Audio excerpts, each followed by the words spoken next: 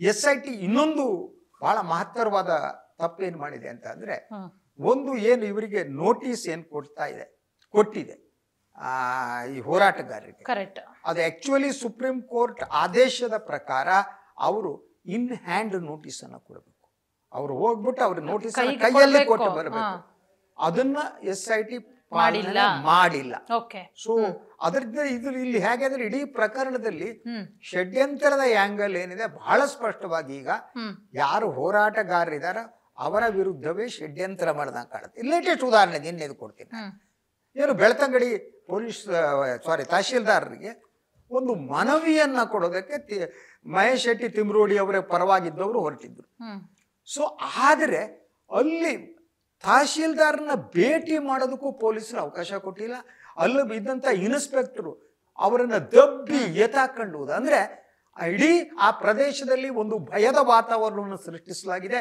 ಯಾರು ಕೂಡ ದೂರು ಕೊಡುವಂತನೂ ಇಲ್ಲ. ಸೊ ಇದು ಯಾವ ಸೀಮೆ ಸರ್ಕಾರ, ಇದು ಯಾವ ಸೀಮೆ ಡೆಮೋಕ್ರಸಿ? ಇದು ಹೋರಾಟಗಾರರಿದ್ದಾರೆ, ಅವ್ರು ತಹಶೀಲ್ದಾರ್ ಹತ್ರ ಹೋಗ್ತಾರೆ, ಹೋದವ್ರು ಒಂದು ಮನವಿ ಏನ್ ಕೊಡ್ತಿದ್ದಾರೆ ಅವರು? ಮಹೇಶ್ ಶೆಟ್ಟಿ ತಿಮ್ರೋಡಿ ಅವರ ಮೇಲೆ 13 ಪ್ರಕರಣಗಳು ದಾಖಲಿಸಲಾಗಿದೆ. ಅದರಲ್ಲಿ 8-9 ಪ್ರಕರಣಗಳು ಕೇವಲ ಬೆಳ್ತಂಗಡಿ ಠಾಣೆಯಲ್ಲಿ ದಾಖಲಿಸಲಾಗಿದೆ. ಏನಿದು? ಅವ್ರನ್ನ ಯು ಆರ್ ಟಾರ್ಗೆಟಿಂಗ್ ಅಂತ. No it has been proved. ಅಂದ್ರೆ ಸರ್ಕಾರ ಪೊಲೀಸರು ಸೇರಿ ಮಹೇಶ್ ಶೆಟ್ಟಿ ತಿಮ್ರೋಡಿ ಅವರನ್ನ ಟಾರ್ಗೆಟ್ ಮಾಡ್ತಿದ್ದಾರೆ. ಅವ್ರ ಉದ್ದೇಶ ಬಹಳ ಸ್ಪಷ್ಟ. ಯಾರ್ಯಾರು ದೊಡ್ಡವರ ವಿರುದ್ಧ ಮಾತಾಡ್ತಾರೋ ಅವ್ರನ್ನ ಬಡದು ಒಳಗೆ ಹಾಕ್ಬೇಕು, ದೇ ವಿಲ್ ಫಿನಿಶ್. ಸೊ ಆ ಕಾರಣ ಆ ರೀತಿ ಇಟ್ಕೊಂಡವ್ರು ನಿನ್ನೆ ದಿನ ಅಲ್ಲಿ ಹೆಣ್ಮಕ್ಳಿದ್ದಾರೆ, ಜನ ಇದ್ದಾರೆ, ಅದ್ಯಾವುದೋ Hindu Jagarana Vedike what ever it be, ಅವರು ಬಂದಿದ್ದಾರೆ. ಪ್ರತಿಭಟನೆ ಮಾಡಕ್ಕೂ ಬಂದಿಲ್ಲ. ಅವರು ಶಾಂತಿಯುತವಾಗಿ ತಹಶೀಲ್ದಾರರಿಗೆ ಮನವಿಯನ್ನು ಕೊಡ್ತೀವಿ, ಮನವಿ ಕೊಡುವುದಕ್ಕೆ ನಿರಾಕರಿಸಿದ್ದೇನೆ. Anti democratic step by state government. ನಾನು ಬರೀ ಇನ್ಸ್ಪೆಕ್ಟರ್ ಅಂತ ಹೇಳಲ್ಲ, ಇಲ್ಲಿ ಯಾರೋ ಇನ್ಸ್ಟ್ರಕ್ಟ್ ಮಾಡಿದ್ದಾರೆ ಅವರಿಗೆ, ಮೇಲಿಂದ ವಿಧಾನಸೌಧದಿಂದ ಯಾರೋ ಇನ್ಸ್ಟ್ರಕ್ಟ್ ಮಾಡಿದ್ದಾರೆ, ದೊಡ್ಡ ಹುದ್ದೆಯಲ್ಲಿದ್ದ ಯಾರೋ ಇನ್ಸ್ಟ್ರಕ್ಟ್ ಮಾಡಿದ್ದಾರೆ. ನೋಡಿ ಆ ಮನವಿಯನ್ನು ತೆಗೆದುಕೊಳ್ಬೇಡಿ ಅಂತ ಅವರಲ್ಲಿ ಹೇಳ್ತಿದ್ದಾರೆ. ದಯವಿಟ್ಟು ಮನವಿ ತಗೊಳ್ಳಿ, ಅದನ್ನು ಗೌರ್ಮೆಂಟಿಗೆ ಕಳಿಸ್ಲಿ, ಮುಖ್ಯಮಂತ್ರಿಗೆ ಕಳಿಸ್ಕೊಟ್ಲಿ. ಇವು ಟಾರ್ಗೆಟ್ ಮಾಡ್ತಿದ್ದೀರಿ, ಸುಳ್ಳು ಕೇಸ್ಗಳನ್ನ ಹಾಕ್ತಿದ್ದೀರಿ ಅಂತ ಹೇಳೋದಕ್ಕೆ ಹೋದ್ರೆ ಅವ್ರನ್ನ ದಬ್ಬಾಳಿಕೆ ಮಾಡ್ತಿದ್ದಾರೆ. ಅಂದ್ರೆ ಇಟ್ ಶೋಸ್ ಅಂದ್ರೆ ಸರ್ಕಾರದ ಉದ್ದೇಶ ಬಹಳ ಸ್ಪಷ್ಟವಾಗಿದೆ. ಯಾಕೆಂದ್ರೆ SIT ತನಿಖೆ ಪ್ರಾರಂಭ ಆದ್ಮೇಲೆ ಮೊದಲ 2 ಹಂತಗಳಲ್ಲಿ ಯಾವ್ಯಾವ ಎವಿಡೆನ್ಸ್ಗಳು ಸಿಗ್ತವೆ ಆ ಎವಿಡೆನ್ಸ್ ಅನ್ನ SIT ಹುಡುಕೋಬೇಕು. ಇದು ಆದ್ಮೇಲೆ ನೆಕ್ಸ್ಟ್ ಸ್ಟೆಪ್, ಈಗ 2 ಸ್ಟೆಪ್ ಮುಗಿದ್ಮೇಲೆ ಈಗ ಯಾರನ್ನ ಎನ್ಕ್ವೈರಿ ಮಾಡ್ಬೇಕಾಗಿತ್ತು? ಅವರು ಯಾರ ಮೇಲೆ ಆರೋಪ ಇದೆಯೋ ಅವ್ರನ್ನ ಎಂಕ್ವೈರಿ ಮಾಡ್ಬೇಕಿತ್ತು ಅಲ್ವಾ? ಅದ್ರ ಜೊತೆಗೆ ಇದೇ ಸಿದ್ದರಾಮಯ್ಯ ಸರ್ಕಾರ ಏನು SIT ರಚನೆಯ ಸಂದರ್ಭದಲ್ಲಿ ಹೊರಡಿಸಿರುವ ಆದೇಶ ಬಹಳ ಸ್ಪಷ್ಟವಾಗಿದೆ. ಧರ್ಮಸ್ಥಳ ಗ್ರಾಮ ಮತ್ತು ಸುತ್ತಮುತ್ತಲಿನ ಪ್ರದೇಶದಲ್ಲಿ ಅಲ್ಲಿ ನಡೆದಂಥ ಅತ್ಯಾಚಾರ ಪ್ರಕರಣಗಳು, ಹತ್ಯಾ ಪ್ರಕರಣಗಳೇನಿವೆ ಅದನ್ನ ಎಲ್ಲ ತನಿಖೆ ಮಾಡಬೇಕು ಅಂತ. ಆ ಪ್ರಕರಣಗಳನ್ನು ತನಿಖೆ ಮಾಡೋದಕ್ಕೆ ಈ ಸೌಜನ್ಯ ಪ್ರಕರಣಕ್ಕೆ ಸಂಬಂಧಪಟ್ಟ ಹಾಗೆ ಈ ಹೊಸ ಎವಿಡೆನ್ಸ್ ಸಿಕ್ಕಿದೆ. ಮಂಡ್ಯದ ಹೆಣ್ಮಗಳು ನೋಡ್ತೀನಿ ಅಂತ ಹೇಳ್ತಿದ್ದಾಳೆ, ಚಿಕ್ಕಂಪಮ್ಮ. ಸೊ ಅದ್ರ ಮೇಲೆ ಇನ್ವೆಸ್ಟಿಗೇಷನ್ ಆಗಬೇಕು. ಅಂದ್ರೆ ಈ ಇನ್ವೆಸ್ಟಿಗೇಷನ್ ಮಾಡಿದ್ರೆ ನೀವು ದೊಡ್ಡವರು ಯಾರ ಮೇಲೆ ಆರೋಪ ಇದೆಯೋ ಆ ಆರೋಪಿತರ ವಿಚಾರಣೆ ಆಗಬೇಕು. ಆ ವಿಚಾರಣೆ ಆಗಬೇಕು ಅನ್ನೋ ಹಂತಲ್ಲಿ why you are going to close the SIT? ಏನು ಗೃಹ ಸಚಿವರ ತರಾತುರಿ ಏನು? ಅವ್ರ ಉದ್ದೇಶ ಏನಿದೆ? ಯಾಕೆ ತಕ್ಷಣ ಮುಗಿಸ್ಬಿಡಿ ಅಂತ ಹೇಳ್ತಿದ್ದಾರೆ? ಏನು ರಾಜ್ಯದಲ್ಲಿ ಪೊಲೀಸ್ ಸ್ಟಾಫ್ ಬೇರೆಯವರು ಇಲ್ವೇ ಇಲ್ವಾ? ಇನ್ನು 2 ತಿಂಗಳ ಮುಂದುವರೆದ್ರೆ ಏನು ಹೋಗುತ್ತೆ? ಇವ್ರ ಗಂಟೆ ಏನಕ್ಕೆ ಇದು ಹೋಗುತ್ತೆ ಎನ್ಕ್ವೈರಿ ಮಾಡಿ? ಅಂದ್ರೆ ಸತ್ಯ ಹೊರಗೆ ಬರುತ್ತೆ ಅನ್ನುವ ಭಯ ಏನಿದೆ ಅದು ಇವ್ರಿಗೆ ಕಾಡ್ತಾ ಇದೆ. ಆ ಕಾರಣಕ್ಕೆ according to my source Pranav Mahant is upset. He was telling somebody, ಅವ್ರು ಹೇಳ್ತಾ ಇದ್ದಾರೆ ಇನ್ನು 2 ತಿಂಗಳ ಬೇಕಾಗಿತ್ತು, ನಾನು ಏನು ಮಾಡಲಿ, ನಾನು ನಿಸ್ಸಹಾಯಕ ಅನ್ನುವ ರೀತಿ ಮಾತಾಡ್ತಿದ್ದಾರೆ. ಇಲ್ಲಿ ಕೇಳಿದ ಸ್ಟೇಟ್ಮೆಂಟ್ ಏನು? ನಾವು ಯಾವುದೇ ಪೊಲೀಸ್ SIT ಇನ್ಕ್ವೈರಿಯಲ್ಲಿ ನಾವು ಹಸ್ತಕ್ಷೇಪ ಮಾಡುವುದಿಲ್ಲ. ಮುಖ್ಯಮಂತ್ರಿ ಹೇಳ್ತಾರೆ, ಗೃಹ ಸಚಿವರು ಹೇಳ್ತಾರೆ, ನೀವು ನಿಲ್ಲಿಸುವುದು ಅಥವಾ ವರದಿ ಕೊಡಿ ಅಂತ ಡಿಕ್ಟೇಟ್ ಮಾಡುವುದು ತನಿಖೆಗಿಂತ ಮೊದಲು ಇದು ಹಸ್ತಕ್ಷೇಪ ಹೌದಾ ಅಲ್ಲ? What is this? So you have to wait.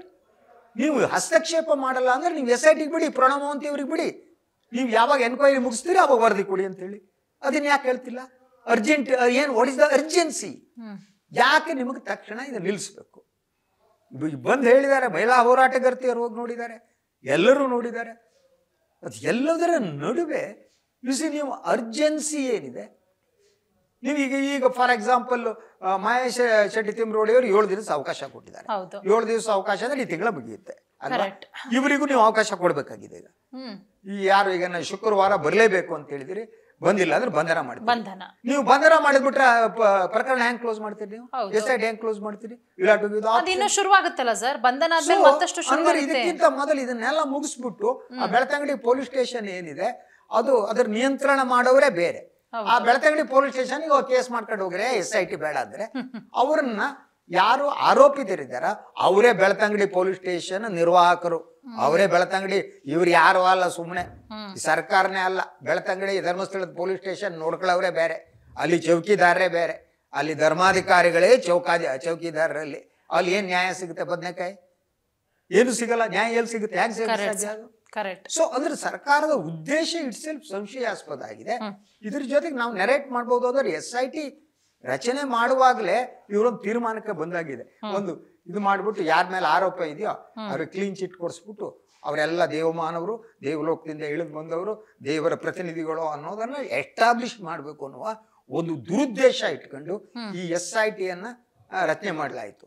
ಆದ್ರೆ ಆ ಸಂದರ್ಭದಲ್ಲಿ ಯಾರು ಏನು ಹೇಳಿದ್ರು ಗೊತ್ತಿಲ್ಲ, ಇದಕ್ಕಿದ್ದ ಪ್ರಣವ್ ಮಹಾಂತಿ ಅಂತ ಆಫೀಸರ್ನ ನೇಮಿಸ್ಬಿಟ್ರು. ಅದೇ ಪ್ರಾಬ್ಲಮ್ ಆಯ್ತು.